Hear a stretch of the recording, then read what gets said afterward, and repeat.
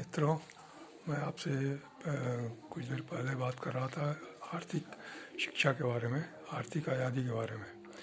आर्थिक शिक्षा या आर्थिक आज़ादी का मतलब ये होता है कि हम पैसे की बुनियादी जानकारी लें और पैसे के लिए काम न करें, बल्कि पैसा हमारे लिए काम करे, ऐसी कोशिश करें, ऐसा हम प्रयत्न करें। क्योंकि पैसा जब हमारे लिए काम करेगा तो हमारा समय भी बचेगा और पैसा भी हमें मिलेगा। इसे आर्थिक आज़ादी बोलते हैं। तो जैसा हमने बताया कि रॉबर्ट कियोसाकी ने अपनी पुस्तक रिच डैड पुअर डैड में ये लिखा है कि जो लोग अधिक निवेश करते हैं वो आर्थिक रूप से आज़ाद होते हैं, और जो ज़्यादा खर्च करते हैं वो आर्थिक रूप से गुलाम होते हैं, पैसे की कमी में रहते हैं। यह सवाल नहीं है कि हम कितना पैसा कमा रहे हैं, कितना अमाउंट कमा रहे हैं, बल्कि महत्व इस बात का है कि हम पैसे का इस्तेमाल कैसे कर रहे हैं और पैसे को कमाने का भी तरीका हमारा क्या है।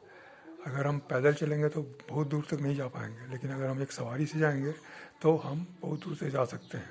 उसी तरह से पैसा अगर मेहनत करके कमाएंगे हम, तो हम बहुत दिनों तक, बहुत लंबे समय तक बहुत ज़्यादा पैसा नहीं कमा सकते। लेकिन अगर हम एक सिस्टम से पैसा कमाएंगे या सिस्टम का उपयोग करेंगे पैसा कमाने में, तो हमें ज़्यादा समय, लंबे समय तक और हमेशा पैसे की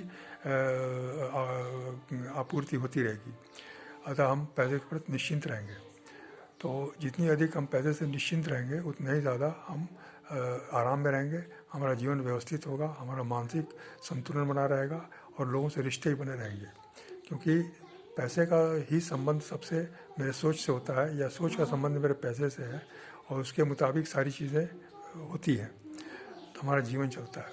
तो जीवन को अगर हमको बेहतर बनाना है तो पैसे की समस्या को हल करना एक बहुत आवश्यक काम है। इसके अलावा उनका ये कहना है, रॉबर्ट कियोसाकी का, कि लिवरेजिंग एक बहुत पावरफुल सिद्धांत है पैसा कमाने का। लिवरेजिंग का मतलब ये होता है कि हम एक समय में बहुत सारा काम करें, हम एक समय में थोड़ा सा काम करके अधिक से अधिक लाभ उसका लें, उसका डिविडेंड लें।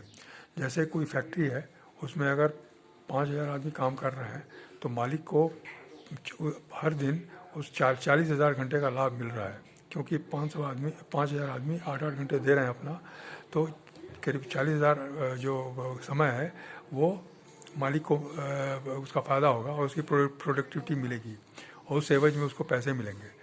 तो वो ये जो मालिक है वो पैसे टाइम की लीवरेजिंग कर रहा है, उसके कारण पैसे की लीवरेजिंग हो रही है। वो खुद नहीं भी काम करेगा, वो अगर मान लीजिए फैक्ट्री नहीं भी जा रहा है तो उसका काम बंद नहीं हो रहा है, उसका काम चलता रहता है, उसकी आमदनी हमेशा बनती रहती है। तो इस तरह से लिवरेजिंग एक ऐसा सिद्धांत है जो हमारे समय को बचाता है, समय को हमारे खर्च करने से बचाता है। समय का हम इस्तेमाल दूसरी जगह पर कर सकते हैं, समय को हम अपने हिसाब से खर्च कर सकते हैं। तो इसलिए ये समय की बचत और पैसे की आमदनी हमेशा बनी रहे, ये बहुत आवश्यक है, और इसी के लिए ये पुस्तक लिखी गई है। एक और पुस्तक है कॉपीकैट मार्केटिंग 101, उसमें भी ये पैसे की लीवरेजिंग के बारे में बहुत अच्छे ढंग से समझाया गया है। तो ये पुस्तकें ऐसी हैं जो कि हम लोग पढ़ करके बहुत कुछ जानकारियाँ ले सकते हैं।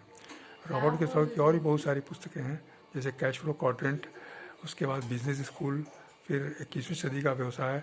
ये सब पुस्तकें ऐसी हैं जो कि हम लोग पढ़ेंगे तो हमें बहुत लाभ होगा। पैसे के प्रति हमारी चिंताएं कम होंगी, पैसे के प्रति हम लोग की जो सोच है वो बदलेगी, लोगों के संबंधों पर असर नहीं पड़ेगा, क्योंकि पैसे की कमी की आशंका के कारण ही हम लोग दूसरे से हमारा संबंध बिगड़ जाता है। इसलिए हम हमेशा चिंतित रहते हैं, परेशान रहते हैं, और इसका असर हमारे स्वास्थ्य पर पड़ता है, हमारा स्वास्थ्य खराब होता है। तो ये अगर थोड़ी सी हम अगर इसमें मेहनत करें, 1 घंटे भी अगर इस पुस्तकों को पढ़ने में लगाएं, तो हमारे जीवन में बहुत बड़ा परिवर्तन आएगा। इसके अलावा स्वास्थ्य के बारे में भी ऐसे ही कुछ पॉइंट्स हैं जो मैं आपको आगे डिस्कस करूँगा। धन्यवाद।